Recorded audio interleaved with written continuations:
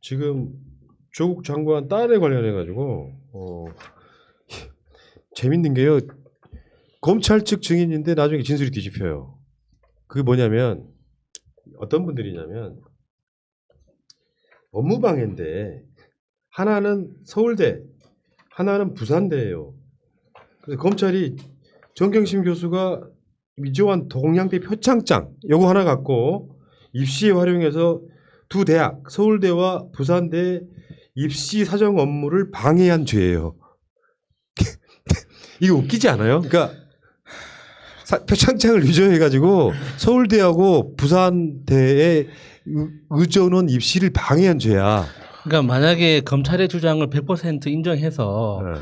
업무 방해가 있다고 쳐요. 어. 그러면 어느 정도의 업무 방해였느냐를 따져보면 전체 업무를 100으로 치면 한 0.1 정도 방해한 혐의는 있습니다. 이게 대학 입시가 아니라 의학전문대학원 입시였잖아요. 그러면은 거기에 제출하는 서류들은 그러니까 자원봉사, 비교과 활동에 대한 증명 서류들은 고등학교를 졸업한 이후를 대상으로 하는 거란 말이에요. 평가 대상 자체가. 근데 지금 검찰이 문제 삼는 건 고등학교 시절 증명이잖아요. 그거는 그 의전원의 평가 대상 자체가 아니야. 그러니까 의전원의 업무를 방해했다 그러면 불필요한 서류를 제출했다는 그 혐의를 죄를 삼아야지. 그 서류 자체의 진위 여부는 업무에 상관이 없단 말이에요. 평가 대상 자체가 아니니까. 그러니까 그걸 따지면 따질수록 검찰은 정말 애쓴다 진짜. 근데 정말 찌질하게 이루 말할 데 없는 게 서울대하고 부산대에 관련해서 입시할 때 정경심 교수가 표창장을 위조해가지고 업무를 방해했으니까 당신 징역 살아. 이런 논리가 아니 그러면은 그러니까 지금 그런데 거기 서울대 신모 교수가 나와갖고 한 말이에요. 검찰 조사를 받을 때는 그 서류 평가에서 이런 상장이 유리했을 걸로 봅니까에 뭐 당연히 영향을 끼쳤을 수 있다고 다 대답을 했을 거 아니에요. 그러니까 이 교수가 다시 법정에 나와요. 근데 가서 서류를 봤더니 법정에 오기 전에 살펴보니 조민 씨의 성적은 136명 중에 108등이었다. 서류 평가에서 좋은 점수를 받아서 1단계를 통과했다고 한 것은 다른 학생 점수를 알지 못한 상태에서 한 진술이었다. 그러니까 사실은 동양대 표창장이 서울대 입시에 크게 뭐 영향을 받았다가 아니라 사실은 전체적으로 보면 136명 중에 108등이었고 거기에 보면은 사실 영향을 거의 끼치지 못했다는 얘기잖아요. 근데 여기 이게 지금 업무방해 혐의로 이런 수사를 하고 있는데 검찰이 데려온 증인이 말이 바뀌어. 난 충분히 이해가 되거든요. 아니 진짜 검찰이 하는 짓은 식당 손님이 밥 먹다가 밥풀을 흘린 게 과도한 노동을 유발해서 식당의 업무를 방해했다. 요 정도 수준인 거예요. 그럼 말이 됩니까 그게? 이런 논리면 입사 담당자나 이런 분들은 다 업무방해 혐의를 업무방해가 받았다라고 제기할 수 있는 거죠. 그 사람 중에 어떤 누구가 서류를 위조했거나 아니면 연도를 착각해가지고 1, 2년에 뭐 이렇게 잘못 썼거나 할 수 있는 거잖아요. 거기다가 대한민국의 모든 입시 담당 담임 선생님들이 있죠. 다 기소해야 됩니다. 그 우리 학생 조금 더 이쁘게 보이려고 과도하게 부풀려서 쓰고 포장해주고 감춰주고 하잖아요. 그거 다 진실을 은폐하는 건데 검찰 놀리면 모든 담임 선생님들 다 기소해야지. 왜 기소 안 해요? 저 생기부에다 좋은 말 써주는 거. 그렇죠. 네.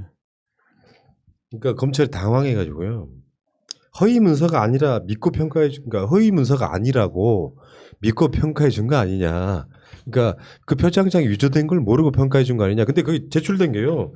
이 상장만 있는 게 아니고요. 여기 제출된 서류가 굉장히 많아요. 그러니까 볼래요? 조민 씨가 낸 서류가 증빙 서류가 35가지예요. 그중에 25가지가 고교 시절 활동으로 대학 시절에 비해 이 평가 비중이 적었을 것이라고 추측된다. 뭐 이런 얘기가 있거든요. 그러니까 이게 의전원을 가는 상황이잖아요. 그러면 대학을 이미 다녔을 거 아니에요. 그중에 대학 시절에 관련된 서류는 23가지고 그러니까 고등학교 시절에 활동한 게 23가지고 나머지 35가지 중에서 나머지는 이제 대학 시절에 했던 평가일 거 아닙니까? 이런 건데 그중에 이 동양대 결론적으로 말하면 동양대 표창장이 입시에 미친 영향은 사실상 없다고 보는 게 맞겠죠. 종이 한 장 정도의 업무 부담을 가중시켰다. 뭐이 정도죠. 그렇죠. 그걸 보고 있으니까 아 이걸 통해 가지고 야 동양대에서 표창장을 받았으니 합격시켜줘야지 전혀 요건도 안 되는 상황인데 사실은 이것도 우리가 말하는 거에 법정에 나온 이야기인데 그 표창장이 위조라는 가정을 두고 하는 얘기가 이것도 예. 사실 알고 보면 그 반대 검찰의 주장이 반대일 수도 있잖아요. 그런데 의전원의 평가 구조상 동양대 표창장은 우리가 요구하는 제출 서류가 아니다라고 판단의 도구였다 뿐이지 그게 평가 대상이 되는 게 아니라는 거잖아요. 그러니까 그걸 가지고 계속 이런 식으로 이게 뭐 엄청난 범죄인 것처럼 이야기하는 것 자체가 저는 정필승 변호사 판단에 정확하다고 봅니다. 그러니까 검찰의 주장을 100% 수용하더라도 법원의 최종 그 결론은 다시는 그러지 마세요 하는 정도에서 끝나는 거지 벌금조차 나올 사안이 아니에요. 그러니까 어떤 사람 이렇게 말해 또 136명 중에 108등 했으면 공부도 못하는구만. 그 어떻게 이렇게 의학 그대로 들어갈 수 있어? 아니 공부도 공부 잘하는 애들끼리 모아놓고 그 그러니까, 순위를 정하는 그러니까, 게 좀 그러니까 그렇게라도 언론에서 볼 때는 공부도 못하는 애가 어떻게 의학 전문대학에 들어갔나고 또 포장이 되고 있어요. 기레기는 그렇게 표현하고 있으니까. 그러니까 지금 그 서울대 담당한 신모 교수 한 말이에요. 그런 서류들 있잖아요. 상장 같은 거. 무조건 양 많다고 좋은 건 아니고 예를 들어 헌혈을 엄청 많이 하고 증서를 냈다. 헌혈 증서. 이런 거. 같은 곳에서 너무 많은 봉사활동 등은 별로 도움이 안 된다. 그러니까 동양대에서 받은 표창장이 사실상 거의 영향을 미치지 않았다 이런 얘기인데 그것마저도 검찰은 그게 조작된 거라고 이야기하고 있고요. 사실 알고 보면요. 사모펀드는 그냥 익성이고요. 그치? 보면 사모펀드는 그냥 익성이고 입시비리 해가지고 뭐 서울대 뭐 관련해서 인턴을 했냐 안 했냐도 사실상 한글로 나오고 있잖아요. 이 표창장 건 말고 나면 잔가지는 엄청 많은데 핵심 중에 하나예요. 조국 장관을 청문회에서 끌어내리기 위해서 조사도 하지 않고 지금 기소가 2개로 돼 있잖아요. 표창장에 관련해서는. 근데 지금 이게 영향도 끼치지도 못했을 뿐더러 거기에 서울대나 그러니까 부산대 쪽에서는 동양대 표창장이 사실상 알고 보면 하나도 안 중요했다. 그러니까 첨부는 돼 있는데 전혀 입시에 거의 반영되지도 않았다 하면 이게 지금 감옥살이를 해야 될 정도로 처벌받아야 될 문제냐는 거예요. 그나마 그게 위조했다고 가정할 때 이야기입니다. 그것도. 제가 그 포토샵을 26년을 했는데요. 우리나라 아래 한글로 포토샵 같은 위에 덮어치고 할 수 있다면 우리나라 아래 한글은 포토샵을 인수했습니다. 저는 그렇게 생각합니다. 포토샵이 아래 한글 인수했든지. 아니면 맞죠. 그렇게 됐을 거예요, 진짜. 그리고 서울대 공익인권법센터가 주최했던 동북아시아의 사형제도 국제학술대 세미나. 그때 그 영상 나왔던 게 그거잖아요. 조민 씨가 참석했냐 안 했냐. 야, 근데 재판이 이제 소위 말하면 산으로 간다고 표현하더만 그게 조민인지 확실하다고 말했던 증언자가 나왔잖아요. 네. 그러니까 그게 조민은 왼손잡이냐 오른손잡이냐 이런 논쟁을 하고 자빠졌어. 그 CSI. 조민이 확실하다고 이야기했던 사람한테 조민 사진을 보여주면서 누군지 아십니까 하니까 모른다고 했잖아요. 그럼 완전 이게 코미디도 아니고 개콘도 사라진 마당에 너무 이렇게 개콘을 대신하려고 애쓰는 것 같아요. 참. 그러니까 이게 아니 그니까 뭐 여러 잡다한 사건들이 보면요. 이게 예를 들어서 만약에 그냥 나 이런 가정도 싫은데 정경심 교수가 그거를 자기 딸의 입시에 쓰기 위한 용도로 표창장을 위조해서 냈어요. 만약에 이런 가정도 싫단 말이야. 근데 그런 사건이 어떻게 이렇게 뭐 알려지게 됐어. 그럼 보통은 어떤 식으로 사건이 해결될까요? 누군가가 고발을 했거나 해서 보통 사람이었어. 그냥 주부였다고 치자고. 자기 딸의 입시를 위해서. 그러면 그 사건은 제가 봤을 때 그냥 잘못한 건 맞는 것 같은데 이게 법적인 판단을 받아야 될 사건은 아니다. 그러니까 고소고발이 들어와도 대부분 다 각하되는 정도. 그 정도 사안이란 말이에요. 제가 어저께 경찰서에서 우편물 하나 받아봤어요. 예전 같으면 딱지가 날려왔는데 이건 경미하기 때문에 딱지를 넣을 수가 없다. 다음부터 조심하라는 경고장이 나눈 건 똑같은 거예요. 그런 거 그 정도밖에 안 되는 거예요, 이게요. 왜 우리가 뭐 어떤 그 이력서나 이런 걸 넣을 때요. 이력서 넣을 때 내가 어떤 회사에서 무슨 프로젝트 좀 알려진 프로젝트를 했다. 사실은 거기에 팀원이 15명인데 그중에 사실 소위 말하면 허드렛 일을 했어. 예를 들면. 근데 자기 경력에다가는 그 무슨 프로젝트의 팀원이었다 또는 무슨 담당이었다고 쓸 거란 말이야. 예, 예. 그걸 검찰이 털잖아요. 그럼 어떻게 됩니까? 이 사람도 지금 정경심 터는 식으로 털면 이 사람 똑같이 감옥살이 6개월 해야 되는 거야. 그런 경우 비일비재해. 그걸 사무소 유조라고 할 수 있습니까? 엄청 많죠. 특히 대기업에서 인턴을 하려고 애쓰는 이유 중에 하나가 뭡니까? 그 대기업의 그 브랜드를 내 이력서에 넣기 위해서 그게 그 월급도 못 받는 인턴을 그렇게 열심히 하려고 애쓰는 거잖아요. 그래서 돈을 주면서까지 인턴을 하려고 하는 게 대표적인 게 백악관 아닙니까? 미국 그 대통령 집무실이라는 그 백악관에서 그 백악관 인턴 경력 한 줄을 넣기 위해서 수천만 원을 갖다 바칩니다. 브로커들한테. 그래서 그 백악관의 직원보다 인턴이 더 많다잖아요.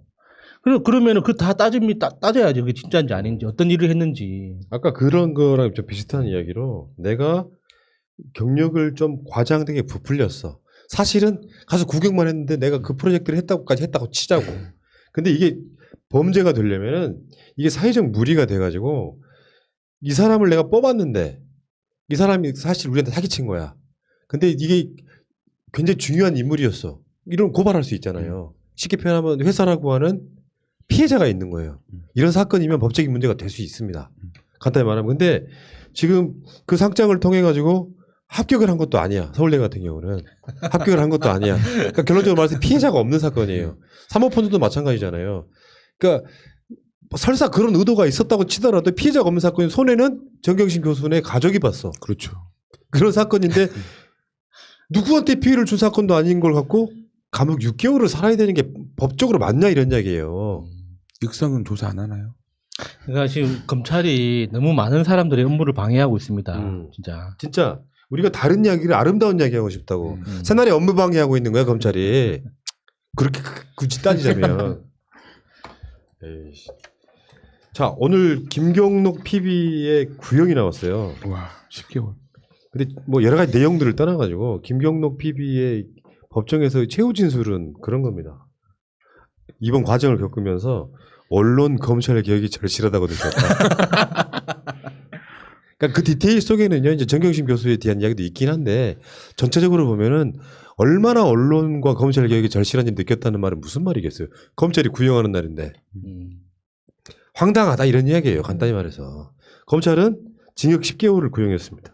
이게 말이 안 되는 게 김경록 씨가 그러니까 범죄의 어떤 혐의를 알고 이게 정경심 교수의 어떤 범죄 혐의를 인지한 상태에서 협조를 했다면 그건 당연히 죄를 물을 만하죠. 공범으로서. 그런데 지금 정경심 교수는 모든 혐의를 부인하고 있고 우리도 당연히 죄가 없다고 추정을 하고 있는 거잖아요. 그런데 김경록 씨는 직업이 프라이빗 뱅커예요. 프라이빗 뱅커가 뭐냐?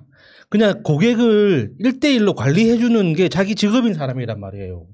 그래서 자기 고객과 친하게 지내려고 여러 가지 편의를 제공을 했다. 이게 어떻게 죄가 됩니까? 지금 검찰은 이제 해도 이거 너무 심한 거야. 자기 직업에 충실했던 사람을 너는 죄를 지었으니까 감옥에 가라고 이야기하는 거잖아요. 지금 조국 장관 자택하고 동양계 등에서 증거를 은닉했다는 점이 그 하드디스크 뭐 빼고 이런 과정들이 있잖아요. 그러니까 사실 사건의 본질과는 어떻게 보면 무관해요. 김경록은 자기 자신의 그 VIP 고객이 그러니까 이게 증거 인멸인지 아닌지도 이게 논란이 있잖아요. 그러니까 하드디스크를 압색 이후에 어떤 변질될 것을 대비해서 복사해놨다 이런 거거든요. 요걸 갖고 지금 징역 10개월 살아 이렇게 이야기하고 있는데 요것도 사실은 알고 보면 사건의 비중이 그러니까 워낙 알려진 사건이어서 그런 거지 알고 보면 훈방 조치로 끝날 수도 있는 사안이에요. 그렇죠. 네. 전 좀 다른 얘기인데 그 검찰에서 구형하는 거를 기사로 쓰고 기사 제목으로 쓰는 거는 좀 자제했으면 좋겠거든요. 그냥 포털에서 검찰이 뭐 몇 년 구형 이렇게 때리면 사람들이 그냥 제목만 보고 맞아요. 저게 사실이냐 인지를 하기 때문에 이런 거를 좀 그만 좀 써줬으면 좋겠어요. 그러니까 그 뭐 구형이라고 하면 그만큼 사는 줄 아는데 확정으로 대부분 알고 구형은 있으니까. 검찰이 재판부에 이만큼의 형량을 달라고 요구하는 거예요. 구형. 선고를 이제 법원이 그걸 판결 내리는 건데 그것도 3심제에서는 대법원까지 가야 확정되는 거라서 그러니까 되게 지금 사법 체계는 웬만한 사건이 뭐 강력범이거나 얘는 풀어주면 바로 도망간다 이런 사건이거나 명백하게 지금 공범들이 있어가지고 풀어주면 증거인멸한다 이런 사건이 아니면 모든 판결은 대법원의 3심이 나올 때까지 일단 유죄라고 이야기하면 안 되는 거고요. 죄가 있는 것처럼 뉘앙스를 풍겨서도 안 되는 거고 법원의 판단을 대법원까지 받았을 때만 이 사람이 사실상 범죄자가 되는 건데 정경심 교수는 지금 1심 끝나기 전에 이미 6개월을 살았고요. 남들한테 다 알고 있던 조국 장관의 가족은 막 악마인 것처럼 지금까지 해왔지 않습니까? 이게 잘못된 체계라는 거지. 근데 그런 것들이 그렇게 안 보이는 것이 검찰 개혁이나 사법 개혁에 저는 가장 중요한 점 중에 하나라고 봐요. 지금 오늘이 아니고 21일 날 정의당 배진교 원내대표하고요. 열린민주당의 김진애 원내대표가 만나서 검찰 개혁 등에 대해서 한 목소리로 서로 이렇게 뭐랄까 힘을 합칩시다라고 했다는 것들에 대해서는 좀 반갑고 좋은 뉴스라고 봅니다. 예, 정의당에 관련된 언급은 최대한 자제하도록 하겠습니다. 아니 그래도 정의당이 노력하는 모습을 보여준다고 생각은 해요. 근데 거기에 대해서 열린운동당이 오히려 더 주도적으로 갈 거라고 생각해요. 그런 부분에 있어서는 좋게 생각하시라고요. 뭐 이렇게 개까지가 열심히 한다고 해서 뭐 뿌리가 바뀔지는 모르겠습니다만 뭐 알아서 하겠죠. 그러니까 우리가 열린민주당에다가 기대하는 것 중에 하나는 일종의 검찰 개혁 선발대 같은 거 해라. 거기에 상징적인 인물로 지금 뭐 최강욱 대표 등이 있는데 그런 과정에서 사실은 서로 간에 합의를 봤다는 게 뭐 합의란 표현보다 무슨 뭐 문서가 있는 게 아니잖아요. 검찰 개혁 합시다라고 하면 정의당이 우린 싫어요. 하지는 않을 텐데 최근의 모습들을 보면 윤미향 당선자에 대해서도 지금 여러 가지 반응들의 모습을 보면 그렇게 용감하게 싸워줄 것 같지는 않고 사실은 우리가 열린민주당 기대하는 게 정의당의 뭔가 좀 정의당스럽지 않은 정의 없는 정의당을 대체해 주길 바라는 모습이 분명히 있었잖아요. 그렇죠. 네. 이런 차원에서 원론적인 검찰 개혁에 서로 하기로 힘을 합쳤다고 하긴 하지만 어쨌든 간에 이런 목소리들이 나왔으면 좋겠습니다. 근데 정의당 하는 거 보면 너무 화가 나는 건 어쩔 수가 없어요. 그러니까 자기들 내부의 문제도 있고 지금 현재 당선자들의 한 명 한 명의 면면을 봤을 때도 국민 눈높이에 맞는지에 대한 어떤 그런 반성이 전제가 돼야 되는데 지금 정의당은 옛날에 그 습성을 못 버리고 있는 거죠. 티끌 하나라도 묻었다면 너는 무조건 죄가 있는 거야. 그러니까 책임져. 이런 방식을 계속 반복하고 있잖아요. 그러니까 조국 장관 같은 사람도 내가 너를 편을 들면 공범이 될까 봐서라도 주저리 하다가 원론적인 이야기밖에 못하는. 그렇죠. 자, 이따가 그 후에는요. 민주당의 빨간 수박도 한번 조금만 까드릴게요. 빨간 수박 있어요. 빨간 수박은 맛이 나 있죠. 이 이야기 일단 여기까지 하겠습니다.